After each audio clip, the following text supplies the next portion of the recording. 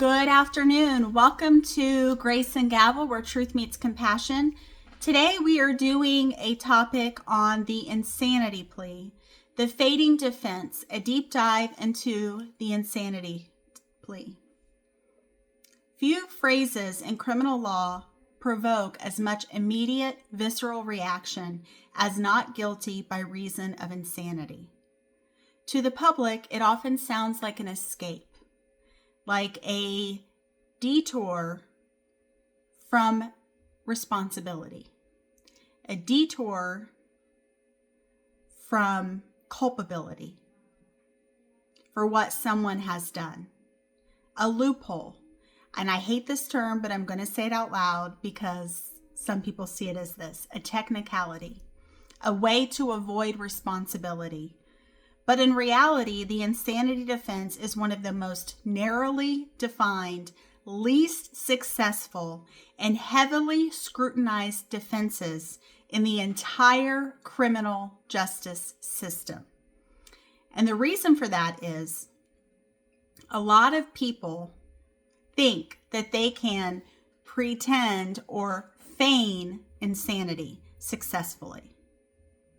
However, there are a lot of psychiatrists, psychologists, any number of people who are able to read between the lines as to when someone is faking and when someone is genuinely insane, right?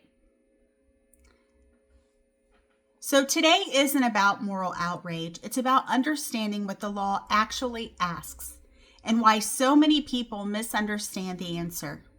Act 1. What the insanity defense is not. The insanity defense does not mean that the defendant walks free, right? It doesn't mean that, they're insane, so they're able to walk amongst us scot-free because they're insane, right? We can't punish them. That's not what it is. It doesn't mean that the crime didn't happen, that they didn't commit the crime, or that mental illness excuses violence, because it absolutely does not. In fact, a successful insanity defense usually results in involuntary civil commitment, often for an indeterminate amount of time, sometimes longer than a prison sentence would have been. And during that time, they are getting help with their mental illness, whatever they may have, developing coping strategies, probably prescribed on medication, trying to essentially kind of rehabilitate them in some way, right? Some of them may never get out, depending upon what they've done or what their diagnoses are, right? So it's really not a get out of jail free card. It's not. And also, legally, insanity is not about whether someone has a diagnosis or not.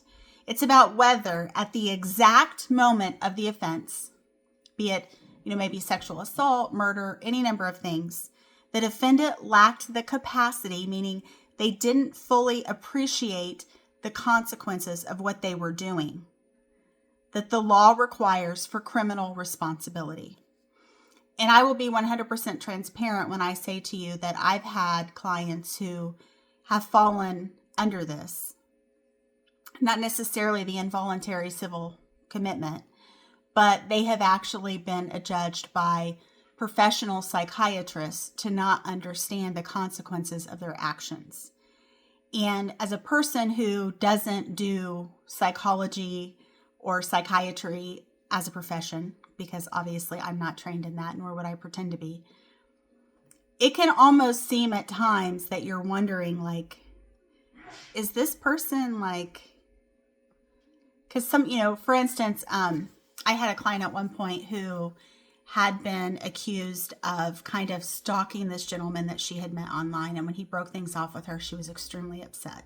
So she did some things that were not normal.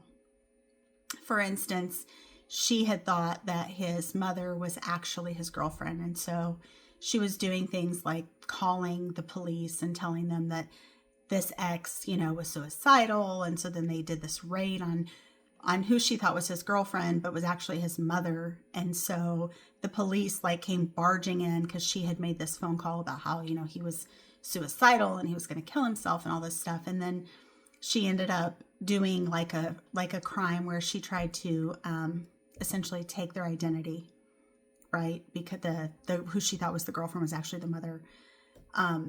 And so she did things like that. So you kind of wonder in some degree, but she also was very paranoid and did not fully understand a lot of what had occurred and what she was doing and the consequences of her actions. So, but she was held accountable.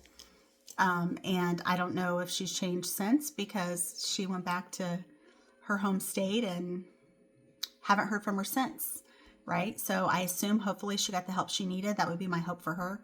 I think everyone deserves to be whole and supported and not have to deal with the devastating drain that mental illness can be. Which sometimes, there's no way around it. If the person doesn't want to take their medication, or they don't have resources or people who are going to check in on them, that can be extremely difficult. So ultimately, that moment-specific focus is where most cases fail, because you have to have that very strong, high bar. You need to lack the capacity that the law requires for criminal responsibility. I know people have tried it.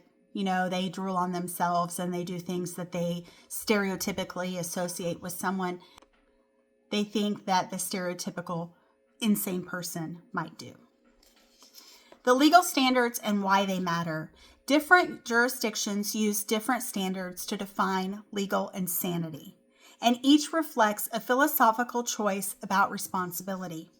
The most famous is actually the McNaughton rule, which asks two narrow questions.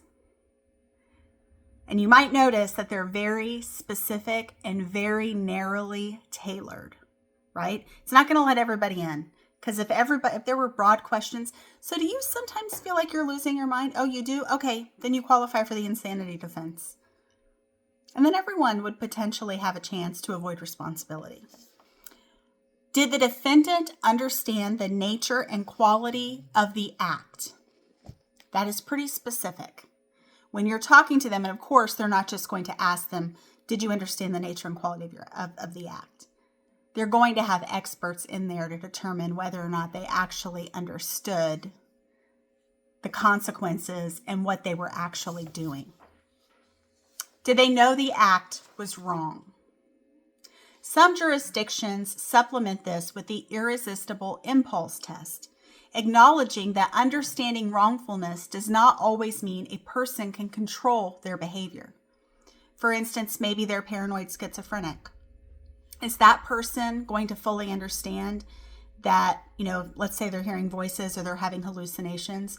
Are they going to understand that those voices and those hallucinations aren't real and that it's part of them and that they need to control their behavior? Maybe they can't control their behavior. Maybe they're not on medication. Maybe they don't realize that those people that they're seeing and they're hearing and they're visualizing aren't actually there with them. And so then you have the issue of they don't really know what they don't know, right? Others adopt versions of the model penal code, which asks whether the defendant lacks substantial capacity either to, 1, appreciate the criminality of their conduct, or conform their conduct to the requirements of the law, meaning you're not supposed to shoot people. You're not supposed to kill people. Things like that, right? You're not supposed to harm anybody. Each standard draws a line, and every line leaves someone on the outside. So this is not you get a free insanity defense, you get a free insanity defense, right? I don't know how many of you watched The Beautiful Mind.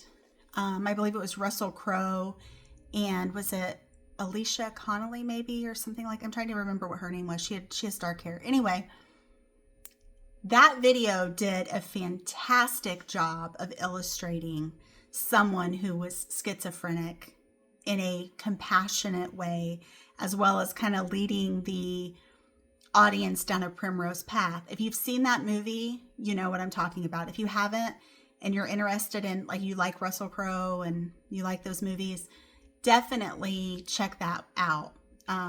One of the big things was the gentleman with his daughter, I believe. I think she was his daughter or she was his younger sister.